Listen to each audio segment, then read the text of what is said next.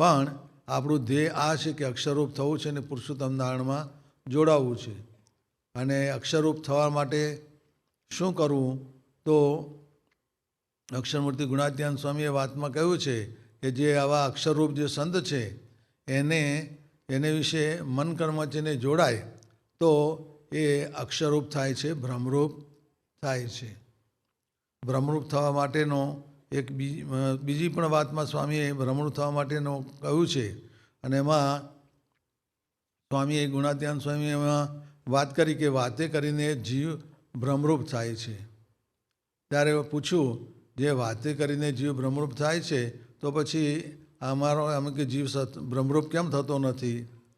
ત્યારે સ્વામીએ કહ્યું કે હેતે કરીને સત્પુરુષમાં જીવ જોડ્યો નથી. અને જો હેતે કરીને સત્પુરુષમાં જીવ જોડ્યો હોય તો એનો વિશ્વાસ ના આવે. સ્વામી કે આ જલે ભક્તે અમારી સાથે ઘણો જીવ બાંધ્યો છે પણ અમારો વિશ્વાસ નહીં. અને જો વિશ્વાસ હોય તો નિષ્કપટપણે વર્તાય નહીં. અને જો નિષ્કપટપણે વર્તે તો બ્રહ્મરૂપ થયા વગર રહે જ નહીં. એ સિદ્ધાંત વાત છે. તો ગુણાત્યાન સ્વામી આમાં એક સિદ્ધાંત એટલે કે અવશ્ય 100% એ બ્રહ્મરૂપ થાય જ. ક્યારે? કે સત્પુરુષને વિશે હેત કરે, એના વચનમાં વિશ્વાસ આવે અને એની આગળ નિષ્કપટપણે વર્તે. તો જો આવા બ્રહ્મરૂપ થવા માટેના સ્વામીએ આપણને સરળ ઉપાય બતાવી દીધા. આપણને કંઈ અષ્ટાંગ યોગ સિદ્ધ કરવા માટે કહ્યું નથી, કે જંગલમાં જઈને તપ કરવા માટેનું એવું કહ્યું નથી, ઊંધે માથે તપ કરવાનું આવું કોઈ કઠણતા સાધન બતાવ્યું નથી. પણ જે આપણાથી સહેજે થઈ શકે અને ખરેખર જે થઈ શકે એવું આ ઉપાય બતાવે તો એ કામનું. બાકી તો આવા કઠણ તો કે જે થાય જ નહીં તો એ ક્યાં કામ ના આવે. એટલે દરેકનાથી સહેજે થઈ શકે એવો સ્વામીએ ઉપાય બ્રહ્મરૂપ થવા માટેનો આપણને બતાવ્યો છે. તો આ વાત પ્રમાણે સ્વામીએ કહ્યું કે બ્રહ્મરૂપ સત્સંગમાં વાત થાય છે પણ જીવ બ્રહ્મરૂપ થતો નથી. એ પ્રશ્ન પૂછો તો આમ તો મોટા પુરુષને તો એક જ દાન છે કે આપણને સૌને બ્રહ્મરૂપ કરવા. પણ અને વાતો પણ સાંભળીએ છીએ પણ એ પ્રમાણે આપણે વર્તતા નથી એટલે થવાતું નથી. આપણને તો બ્રહ્મરૂપ કરી શકે એવા સમર્થ સંત તો મળ્યા છે. એવા ગુણાતીત સંત પ્રમુખ સ્વામી મહારાજ, વર્તમાન કાળી પરમપૂજ્ય મહંત સ્વામી મહારાજ, તો આવા ગુણાતીત સંતો આપણે મળ્યા છે. પણ આપણે એના કયા પ્રમાણે એ જે કહે એ પ્રમાણે આપણે વર્તીએ નહીં તો આપણે સ્થિતિ થાય નહીં. એ તો જે એ પ્રમાણે વર્તે તો જરૂર એનામાં એવું રૂપાંતર થતું જાય. દેહભાવ ટળી જાય, બધા દોષો ટળી જાય, વાસના પણ ટળી જાય, બધી આસક્તિ એ બધી હોય એ બધી ટળી જાય. તો એ બધું ટળી જાય અને એવું શુદ્ધ સ્વરૂપ, એવું બ્રહ્મ સ્વરૂપ આપણો જીવ એ બની જાય. એટલે મોટા પુરુષ આપણને આ બ્રહ્મના માર્ગે જવા કહે છે અને એના માટે સ્વામીએ સરળ ઉપાય બતાવ્યો કે સત્પુરુષમાં હેત કરવું. જો હેત હોય ને તો એ સત્પુરુષનું વચન મનાય. જો હેત ન હોય તો વચન મનાય નહીં. અને યોગીજી મહારાજે પણ યોગી ગીતામાં વાત કરી છે કે કોઈને પણ આપણે સિદ્ધાંતની વાત કરીએ તો એ સિદ્ધાંતની વાત એને જલ્દી ન સમજાય. પણ સ્વામી કે પહેલાં આપણે એને હેત કરવું, એની સાથે હેત કરી અને પછી જે વાત કરો તો એ વાત એને મનાય. એમ હેતે કરીને વાત મનાય એમ સ્વામીએ આપણે એ વાત કરી કે હેત હોય જો ગુણાતીત સંતની સાથે તો એ જે કે એ પ્રમાણે થાય. અને પછી એ કઠણ પડે નહીં. હેત હોય ને ગમે તેવી વાત કરે તોય પણ એને કઠણ ન પડે. યોગીજી મહારાજે યુવાનોને એવું હેત કરેલું અને યોગીજી મહારાજ બધા યુવાનોને આવી રીતે આજ્ઞા કરે કે તમારો ઉપવાસ કરવો. હવે યુવાનોને દિવસમાં 4 વાર 5 વાર ખાવા જોઈએ. હવે એને ઉપવાસ કરવાનો આજ્ઞા કરે પણ સ્વામી પહેલાં હેત કર્યું અને પછી દરેકને આજ્ઞા કરતા તો બધા હોંશે હોંશે ઉપવાસ કરતા.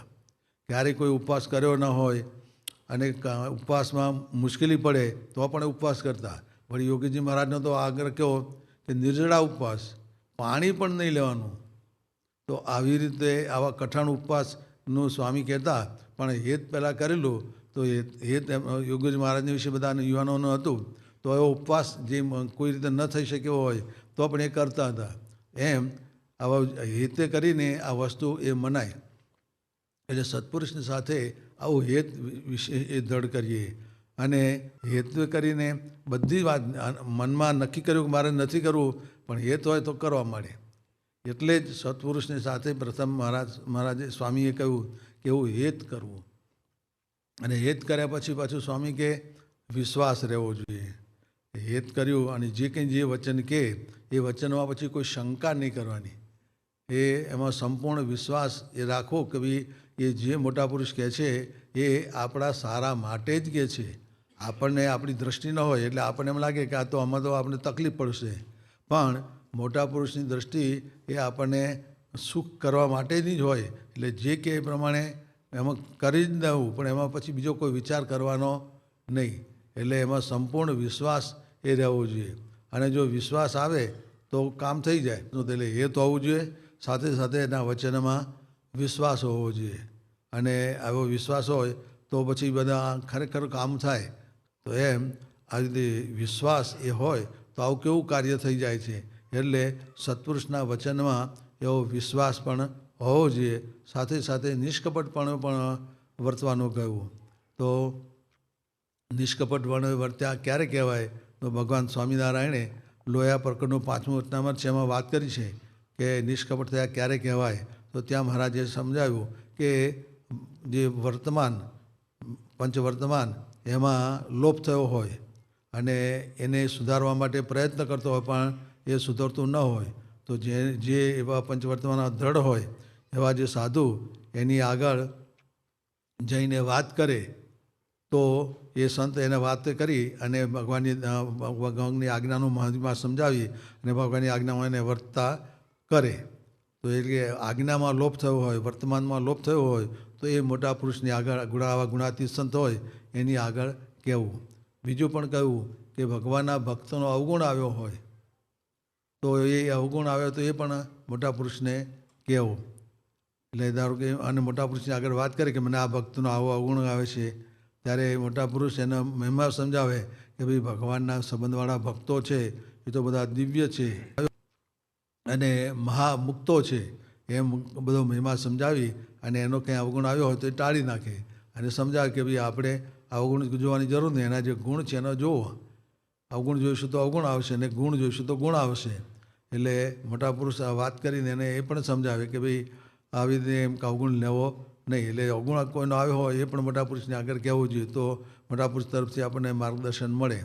એવી જ રીતે ત્રીજી વાત કરી કે ભગવાન અને સંત એના નિશ્ચયની વિશે અનિશ્ચયનો ઘાટ થયો હોય તો એ પણ કહી દેવો. પ્રમુખ સ્વામી મહારાજ કે અત્યારે મહંત સ્વામી મહારાજ તો એ આપણને આશીર્વાદ આપે અને એ આશીર્વાદ ફળે નહીં. બીજી વાર, ત્રીજી વાર, 4-5 વાર આશીર્વાદ લઈએ પણ ફળે નહીં તો તરત જ શંકા થઈ જાય કે ખરેખર આ ભગવાનના ધારક સંત હશે કે નહીં, એવી શંકા થઈ જાય. શ્રીજી મહારાજ બિરાજતા હતા ત્યારે દાદા ખાચર એમના દરબારના કેસ ચાલતો હતો. તો અને કેસ માટે જ્યારે તારીખ હોય એટલે મહારાજની પાસે જાય ને આશીર્વાદ લે કે મહારાજ આશીર્વાદ આપો. એટલે મહારાજ કે જાઓ, આ આપણી જીત થઈ જાય, આપણો વિજય થાય. અને એને ગળ્યું મોઢું કરાવે અને આશીર્વાદ આપીને મોકલે, પણ કંઈક તારીખ પડે કંઈ આવે નહીં. તો એ રીતે મહારાજે 17 વાર આશીર્વાદ આપ્યા હતા પણ કામ થયું નહોતું. તો 17 વાર આશીર્વાદ આપ્યા પણ કામ ન થયું તો પણ દાદા ખાચરને શ્રીજી મહારાજને વિશે રંચ માત્ર પણ ભાવ ફેર થયું નહીં કે મહારાજ આવા ભગવાન પુરુષોત્તમ નારાયણ હશે કે નહીં. એમનું ધાર્યું આગળ અનંતકોટી બ્રહ્માંડમાં થતું હોય ને આ કેમ નથી થતું એવો કોઈ વિચાર નહીં. તો મહારાજને એમના ઉપર રાજીપો હતો. દાદા ખાચર ધામા ગયા પછી એના દીકરા બાવા ખાચર એને એ ગરાસ મળ્યો હતો. તો એમ કે આવું આટલી બધી દ્રઢતા, એટલે આવો એમ કે ગમે તે થાય તો પણ ભગવાન અને સંતની આગળ આવો અનિશ્ચયનો ઘાટ થાય નહીં. એટલે મોટા પુરુષ એને એવી રીતે સમજાવી અને નિશ્ચયમાં અનિશ્ચયનો ઘાટ થયો તો એ પણ ટાળી નાખે. એટલે આ મોટા પુરુષની સાથે વર્તમાનનો લોપ થયો હોય, કોઈનો અવગુણ આવ્યો હોય અને નિશ્ચયમાં અનિશ્ચયનો ઘાટ થયો હોય તો એ ત્રણેય વાત કરવી. અને એ જે ત્રણેય વાત જે કોઈ ભગવાન અને સંતની મોટા સંતની આગળ કરે તો એ ખરેખર નિષ્કાપટ થયો કહેવાય. તો એવા પ્રકારના નિષ્કપટ આપણે આવા ગુણાતી સંત વર્તમાન કાળે પરમજી મહંત સ્વામી સાથે પણ આપણે એવું થવું તો આપણી એવી કસર ટળે. અને સ્વામી કહ્યું આવું હેત વિશ્વાસ અને નિષ્કપટ દ્રઢ થાય તો જીવ બ્રહ્મરૂપ થઈ જ જાય. તો મારા સ્વામીએ આપણે આવા ગુણાતી સંતનો યોગ કરાયો છે, તો આપણે પણ એ પ્રકારે હેત વિશ્વાસને નિષ્કપટનું દ્રઢ કરી અક્ષરધામ બ્રહ્મસ્થિતિ પ્રાપ્ત કરી અક્ષરધામની પ્રાપ્તિ કરીએ જ પ્રાર્થના. શ્રી સ્વામિનારાયણ ભગવાન.